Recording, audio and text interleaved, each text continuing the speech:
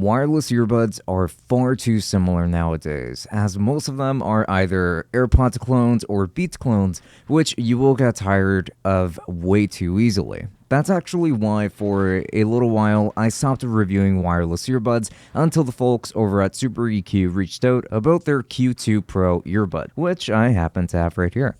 So are these good enough to re-inspire my interest in the wireless earbud market?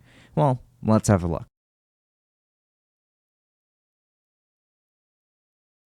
For more content, do make sure to subscribe to this channel because we upload fairly often and focus on all sorts of tech products. So do make sure to leave us a like and comment any of your thoughts down below while you're at it. It really helps us with the algorithm. And if you want to support us further, then we've actually got a Patreon open, which offers early access to content and special insight to projects that I'm always working on in case that is something that interests you. So links to everything down below. Look, it's super windy today. You are going to hear the gate right next to me going off, so just don't be surprised if you hear some background noise. But anyway, the exterior design consists of plastic for the majority of the build. It features this matte black look to the buds, and to the outer portion, it does feature a variety of different textures as well. That isn't necessarily my favorite thing, but these still look pretty good, and I certainly wouldn't knock these so quickly for this. However, these are tiny earbuds with a pretty typical look that you might see a lot of in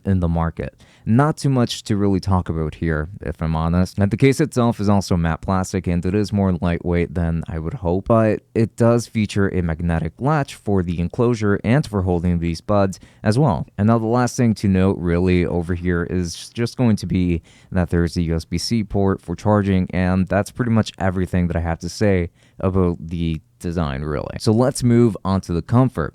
Are these comfortable at all? The answer is yes, and I think that most people will find them pretty comfortable too. It does come with a variety of tips so that it is worth taking a look at, but the standard ones ended up fitting me pretty well, so I ended up going with those. After some time, these do still fall out of my ears, so they're not completely secure in my ears, but even without any kind of support, I can count on these just fine, and I can see most people also saying the same thing. Now, luckily, these have touch gestures, which is what made me want to try these out to begin with, since a lot of budget options tend to have a physical button that is objectively more uncomfortable to use, so that is pretty nice. But we're not done yet, because I want to talk about the gestures and what they allow you to do without having to reach for your phone.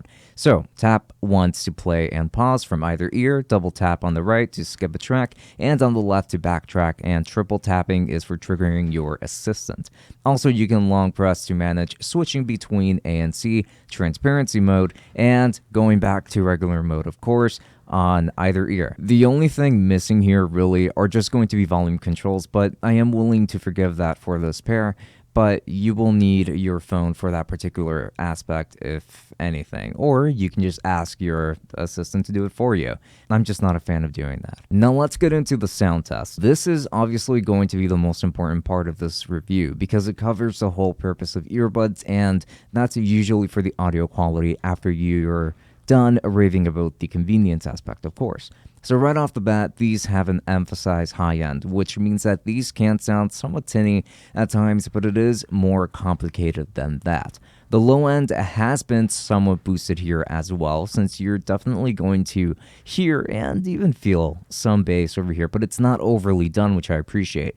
So you do still get a pleasant amount of bass. This is especially apparent with genres that do benefit from this, such as hip-hop, pop, etc. But other genres that make use of both a good high-end and low-end might actually challenge these a bit, and that includes electronic music, for example. So I would say that these are maybe not ideal for that particular genre. But when it comes to metal, since that is my preferred genre, these are actually pretty good. You don't feel the music per se, like how you would with other pairs, but you do get a decent soundstage to enjoy this genre with, and I tested a few subgenres of metal, like black metal, death metal, etc. I actually enjoyed the experience quite a bit, and this is because of the not too strong low end here and an emphasis on the highs. I actually kind of like how these are EQ'd for that reason, and I would say that this sound These settings are what make these earbuds so great for listening to this genre. Literally the best performance I've gotten from any earbuds in this price range.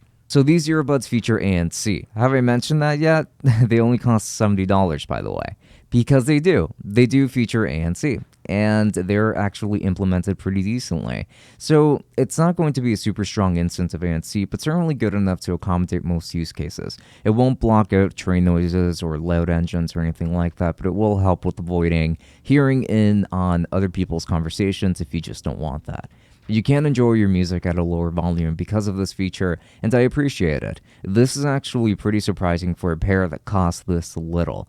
There's also ambient sound if you want that, but it doesn't really make much of a difference between this mode and regular mode, at least not in my opinion, so I just keep it off at all times. For battery life, you get about 30 hours in total. That is to say around 5 hours per full charge and then another 25 hours from the case itself. At least from my testing, that's like about the average that I have gotten. The battery life here is fine and I don't have much to complain about here. And it's ultimately because of the sound and the touch controls that these have become my favorite pair of wireless earbuds at this price range so far. These genuinely surprised me, and not how I usually say it, where it tends to be more of like a marginal improvement on what I'm used to expecting, but here it is actually one that shattered my expectations. You're getting a lot of value for that $70 price tag, and if you want some budget earbuds, then these are going to be the first pair that I would recommend to you. Strongly recommended. So thank you so much for making it to the end of this video. I do hope that this was useful to you. If you are interested in purchasing these buds, then I will be making sure to leave links down below. Of course, purchase links to just about everywhere where it is available at this time. And also, I would like to give a very special thanks to all of our patrons, beginning with the tier 3s, which are going to be Aaliyah, Sara, Wazel, and Omar. Seriously, thank you so much for all of your support because it really does go a long way. Now, on to the rest of the patrons, the tier 2s and onward, which you should be seeing over here alongside the tier 3s. Thank you so much for all of your support. And with that said, this has been Francisco from Tech Summit. Follow me on Twitch, where I do stream. I forgot to say that, and on Instagram. Until next time, enjoy.